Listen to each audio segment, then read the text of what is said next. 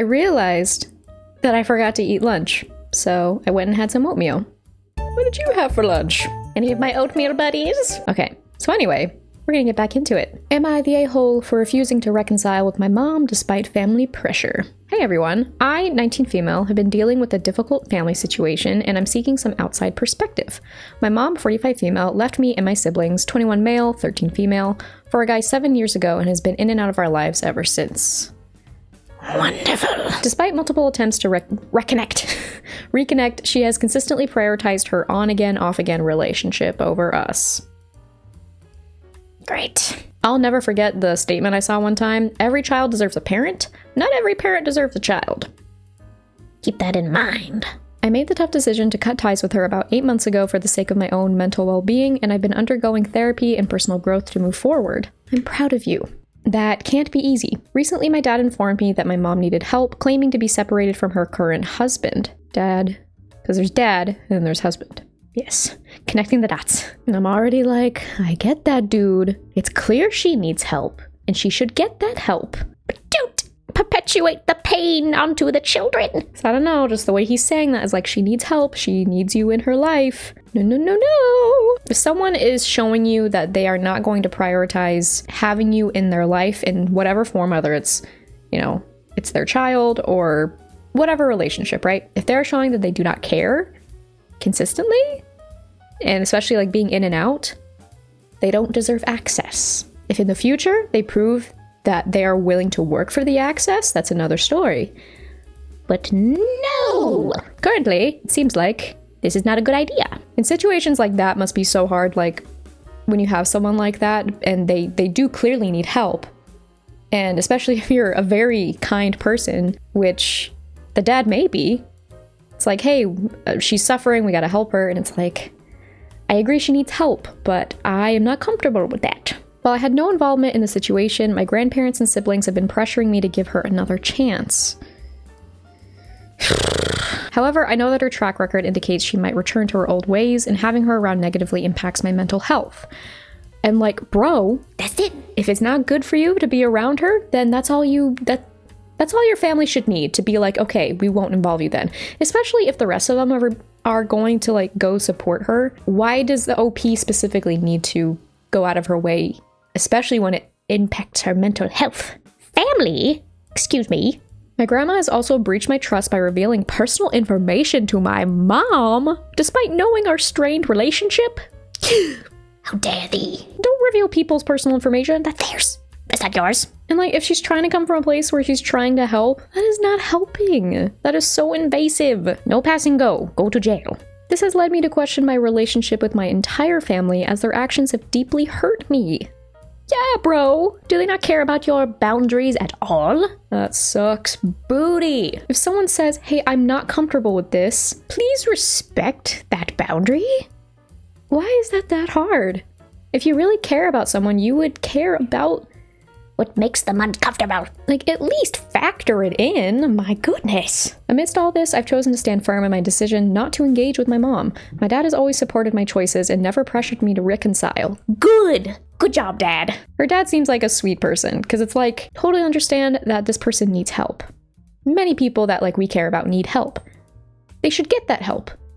But in certain circumstances, especially when a person has support from like everyone else, if it hurts you like mentally to be involved, you don't have to, and your family should respect that. Which I'm glad the dad seems to be doing. Despite the recent developments, I'm determined to focus on the new chapter in my life and prioritize my own well-being. We are proud of you, bestie. However, my family is upset with me for not adhering to their wishes and altering my Thanksgiving plans. Am I in the wrong here? No. You have a boundary that helps protect your mental well-being. Your family seems to want to not even care about that, which is so rude. Again, if she has all this support, why do you have to be involved? Just because she's your biological mother doesn't mean that she deserves access, especially when she's proven that she doesn't really value it that much. People don't deserve access if they aren't going to show it. Please don't feel bad for doing what's best for you. If people in your life really are so against that, then perhaps they don't deserve as much access. And that would be really hard to do, but I definitely highly encourage you to evaluate that and really think about like who's really thinking in your best interest right now. And in general, only supportive besties allowed. So no, I really don't think you're the a-hole. And I'm proud of you for looking after yourself, even when it's hard to, even when it displeases other people. Because that is so hard to do. Am I the a-hole for refusing to share my food? Huh. I live with 4 roommates and we all go to college together. I pay for all my food by myself and I do not eat any of my other roommates' food. Multiple times now I've caught 2 of them in particular taking and eating of my food without asking. What do you think you're doing? I see you, Gollum. It's like in, is it Lilo and Stitch when he's in the fridge? He's just in there and suddenly he looks over and Nani sees him and he's like...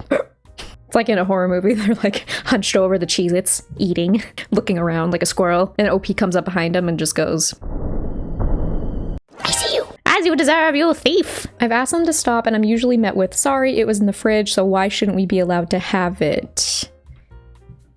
That doesn't mean there's a free-for-all. Do you see my name on it? It says Jerry. That means you don't eat. Coworker rules apply. Or something along those lines. To be clear, I always label my initials on my food in the fridge. Literally, what I just said. Yet they're constantly still eating my food. No, it is not a financial issue. They've bought their own food, yet continue to eat mine and not apologize. That's just a waste overall. Why are you not eating your own food that you buy? Like, bruh, that's so rude. I had enough, so I put 2 mini fridges in my room, one from my parents' house and one I just purchased. I started compacting my food down and fitting it between the 2 fridges and lock my door when I'm not around. I have to like set traps to keep the roommates from eating their food.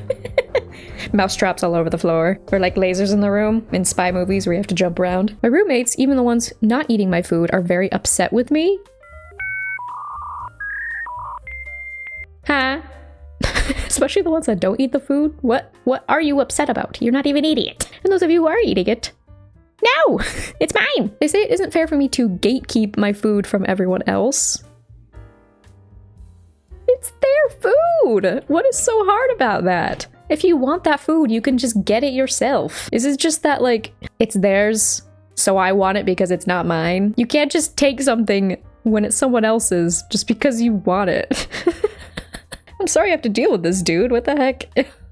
I explained that I have a sensory sensitivity, which they already know, and I like to have my food for myself. It's like, do I have to wear a sticky note on my forehead to remind you? They said I was being extremely selfish, and one of them even said, if you're going to live with other people, you're expected to share your food with them. No, that's not true. That's not true. Why are they fighting this so hard? If you want that food, just get it for yourself. And sensory sensitivity is a real thing, so why would you want to mess with someone with that? Ugh, why do people suck sometimes? It's not that hard to just be courteous. Like, why do you feel entitled to their food? What's going on in that noggin? I think this is absolutely ridiculous, but now I've been outcast from the rest of the roommates. You are banned from the roommate circle. As they're still eating the Cheez-Its. They're all very angry with me and even refuse to talk to me now. Homie, what? What is going on? I'm so just like, how does someone...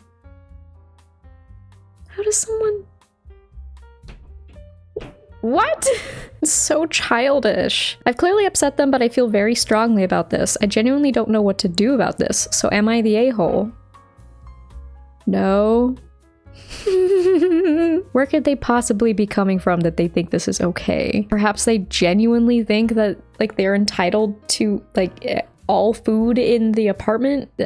But it's like if you come in with that understanding and then the roommate goes, hey, that's not I'm not okay with that, you respect that and stop. Why is that difficult? How do you like know that a person's not comfortable with you doing like taking their food and then you keep doing it and then get mad at them for keeping you from doing a behavior they're not okay with? This is why therapy is a good thing. You're not entitled to people's things. Edit, I have not tried stealing their food and I won't start because that's just hypocritical to me. Thanks for all the advice. For anyone concerned about price increase in the electricity bill, I was already paying more than everyone else in utilities to begin with. Oh, because of the fridges. That makes sense. They never provide the correct amount of money towards utilities and then say they didn't know or can't afford it but will do it next time.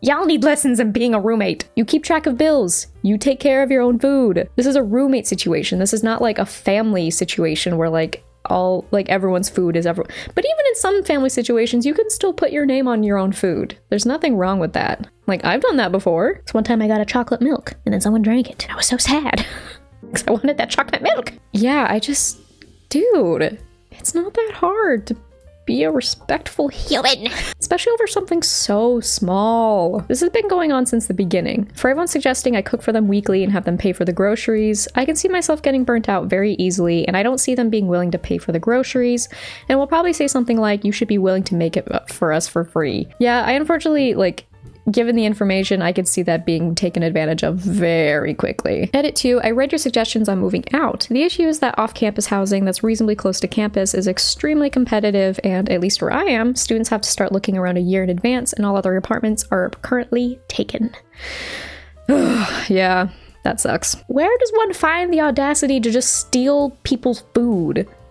Like, it's not yours. And that to me shows someone who was like, almost never told no growing up. That's gotta be it, right? Which is a huge disservice to them. Or like they, always got what they wanted or something. So it's like they feel so like, no, I want it, so therefore it's mine. That is not how it works, my dude. It's very rude to assume that. It's not your fault if you were taught that way, but it is now your responsibility as an adult, they're in college, to repair that behavior and learn that that's just rude to other people. Like, why do I even have to explain this? That's a weird story. Sorry you had to go through that. That's so confusing. People suck sometimes. This is from Season Sector again. Hello. Again, their Twitch link will be down below in the description. The title is, I didn't know it was bad to throw snowballs. Illegal. Hello again. Hello. This story happened in 2013 in the month of February. It was my sophomore year of high school, the same high school where the book drama came from. That was such a funny story. And I was hanging out with two friends at lunch during school, and it had just finished snowing like the day before or a few days before the incident, and my friends and I were throwing snowballs, and the security guard showed up and proceeded to escort us to the disciplinary office. Handcuffs and all. What did I do? And we had to wait for the principal, Charles, fake name, at the time to show up. He saw my two friends and me, and he looks at the first friend, we'll call Lola, and he knows she's in sports and says, listen, I know you're a good kid. It's like sits on the desk, leans over. Listen, I know you're a good kid. This is just an accident. I'll let you off with a warning. Just make sure you don't do it again. For context, all athletes were treated like royalty. Yeah, that tracks. I can understand if it's like a solid chunk of ice that you throw at someone's face. But like snow is like so soft. It's like not even... Huh? And then Principal Charles' tone changes and looks at me. What? What did I do? And my other friend and asks where we were from. And friend 2 we'll call Frank, fake name, and I say where we were from was with the vitriol. Before we moved to this current state, more context, the states we moved from rarely, if ever, get snow, again to the temperatures that are in the hundreds. After we said our states, he had called us ignorant and said, this is your only warning, and if you do it again, you'll get a suspension? And then if you do it again after that, you'll get an expulsion? For throwing snow? What's the stipulation on snowmen? Or snow angels? It just gets worse the higher you go. You built a snowman? Jail! Like, what are you in for? Robbery. What are you in for? Building snowmen. They're like, what?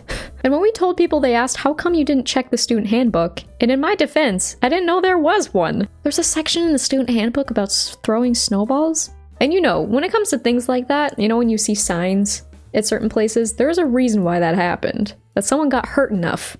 Did someone throw a chunk of ice at someone and they got hurt and then their parent complained to the principal and then now it's a rule? I knew the rules were similar to the ones at the old school I went to, but anywho, here's the crazy part. In freshman year, I didn't see people with a student handbook. They didn't hand any out in sophomore year. They waited until junior year and then finally handed them out to where then it was mentioned, hey, if you throw snowballs, you'll get arrested. So what I said before wasn't even that far off. You'll literally, high school kids will get arrested if they throw snowballs. What happened to cause that rule? Literally arrested? That's so weird. That is... I just can't even... I don't even understand. This is a crazy school you went to. Teachers upset that boys are reading romance novels. Principals that get upset when you throw snowballs. What is happening here? This is the second star I have out of 4 from being at this school. I mean, I hope you share more, because, like, this is so ridiculous. What's next? The PE teacher pelts you with dodgeballs and then gets mad at you for crying? I'm just very curious of why did this rule happen?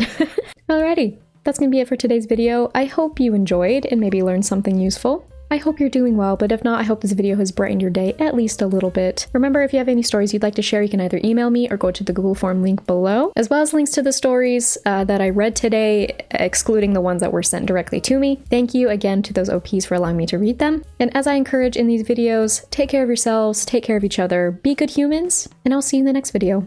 Bye!